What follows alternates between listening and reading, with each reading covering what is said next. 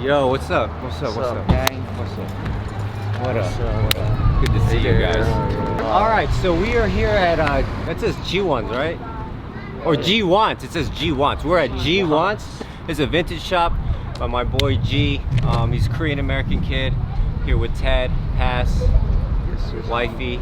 We're about to go in here, show some love, do some shopping, and check out what this place is all about. So follow that us. chain is crazy. You like that? You guys have a G? Oh my god, it's so heavy. I got a chick and I run it. Wait, I got a bag and I run it. Hey, hundreds on hundreds on hundreds. Yeah, black Air Force One, I run it. Yeah, black Air Force One. Yeah, black Air Force One. Yeah, I got a gun. Yeah. The best part about fashion and music is so expressive. So fashion, you're just throwing yourself out there. Whether you keep it clean and simple, or you're trying to go crazy and just flex on people, you know, it's fun as hell to put together an outfit. Black Air Force One.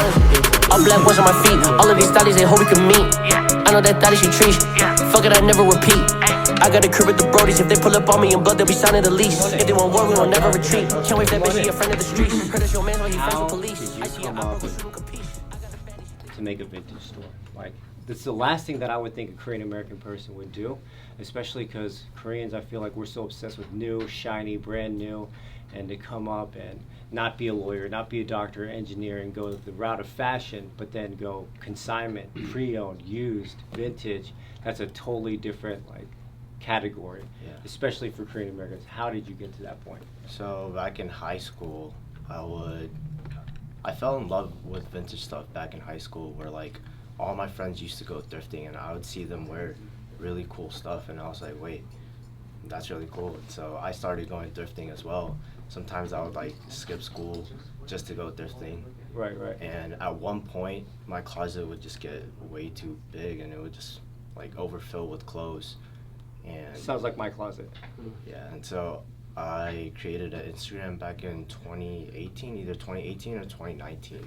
And then I started posting these clothes that I didn't want anymore for $2 to $3.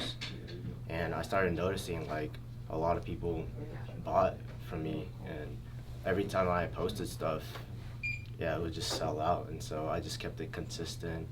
And then I got into college. I still started thrifting. Where'd you go to college? I went to UGA for 2 years. What was your major? Major was marketing. Oh, okay, I bet that was helpful in a way. Kinda, but I kind of figured it out myself because Instagram was a good platform. Yeah. I could sell a lot of my stuff. And I just started selling a lot of cool stuff through there. And then I noticed just a high demand for these clothes. And so I was like, I need to start up something. I need to start a store. And so I opened up a summer garage store or garage shop where people can just come through and shop freely. When did you realize your store was different and it was much more successful than you thought it could be? Was there a moment when you're was there a certain thing that you sold for a crazy margin, or you started having a certain type of clientele? I think mainly I fell in love with the Atlanta Olympic stuff, Atlanta 1996 vintage stuff. And so with that, I was just oh, let me create a market for that and just buy out all the Atlanta Olympic stuff. They would start buying it, and then I would just get more and more in. And this is just Instagram and in your house, right? Instagram in my garage. In your garage? Yeah. Okay, so how did that, from the garage, turn into a brick and mortar like this? I saved up for about a year, one summer and a year. And then I went back to my apartment at UGA, and then I started selling there too. So I saved up a couple grand, and then I opened up a small store. It was like a minute down the street from here.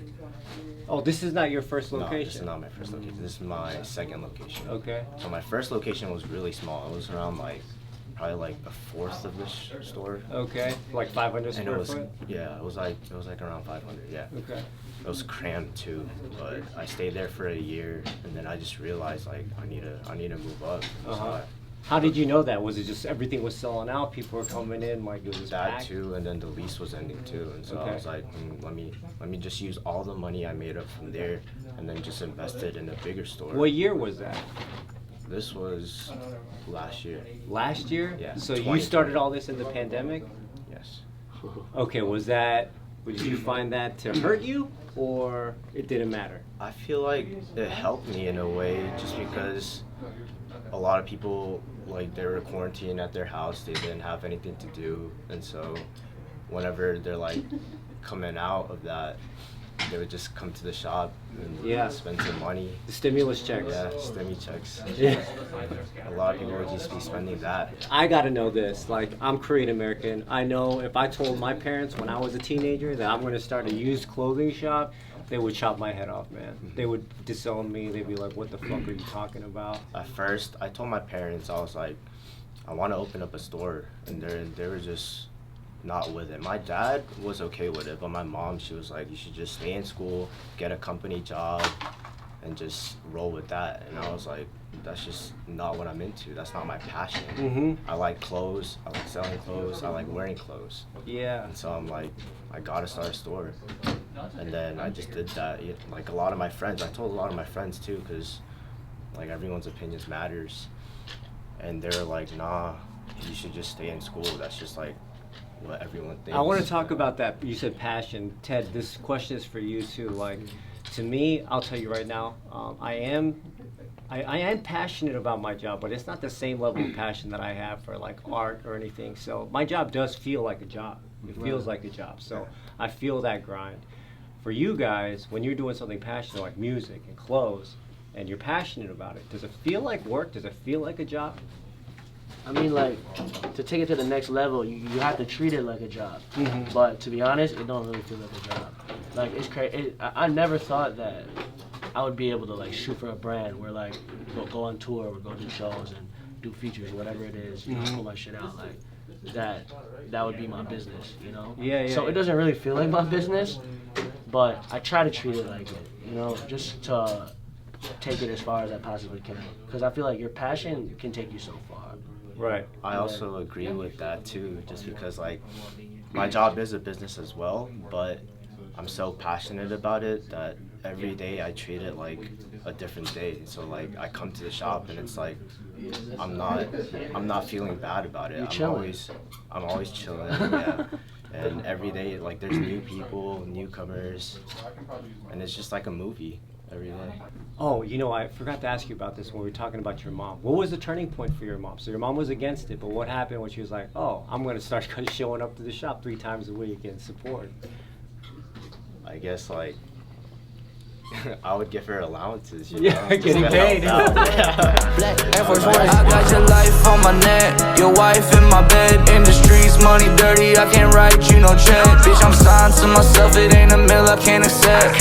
Used to be broken debt, give him a week, now I gotta collect. Riding dirty in a Honda, now I'm whipping in a Lex. Too many flavors on the list, I go out west and I select. Fuck a hater, I won't ever risk my life. Alright, bro. Let's get some boba tea. I've never had it. Now I need a plan protect. I'm invested in my money, got a girlfriend I neglect. All this pressure making diamonds, yeah, I got it on my neck. Grabbing numbers, paying less, you try to play me, leave a mess. Once on my feet, I'm running, yeah. Went from a 0 to 100, yeah. You talk about it, I done it. Alright guys, we finally made it home. But we did a lot of shopping today, so I wanted to show you guys exactly what we bought at G Wants. Oh, it was a really great vintage shop. So we're about to do a haul right now. Whoa! What is it, Stella? What is it? A G!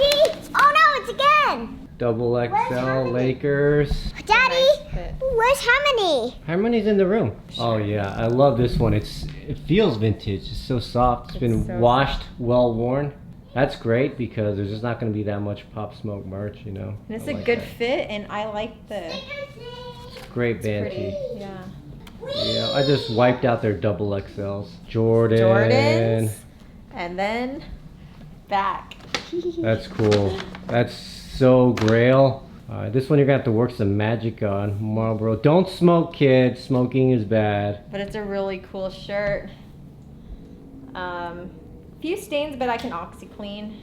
Ooh, this one feels good. Yeah, it's another double XL. Ooh, some vintage Vintage Guess. Yeezy That's in season. Yeezy. Great color. Yep. Short. That's gonna be good for golf. Yeah, and they're vintage Levi short shorts. Okay. Very cute, very light. And I like the elastic and it's how the cut goes up. And Oh, the these are probably the Jordan- coolest things we got there today. Yeah, what are they called? The Jordan 1s. Sales? Sales. Is that it? Yep. Well done, April. Thank We you. killed Oh that. gosh, Stella, what's that? Shout out G at G Wants Clothes. Please go shop there on Pleasant Hill in Duluth. Shout out to Sombang for hooking us up with the food as well. It's delicious. We had a very Korean American day. Shout out Ted for chilling with me and the family and just hanging out and vlogging with me. I really appreciate that. We had a very Korean American day. This is what it's all about, to be Korean American. I'm really thankful to be Korean American and just, you know, support our community, support each other, just do good things and be better and make this country better, and just all peace and love. So until next time, I'll see you guys. Peace. That boy in front of the threat, money and power, respect. Stick, way to drum, legit. If I were to get it again, I get it without the balls.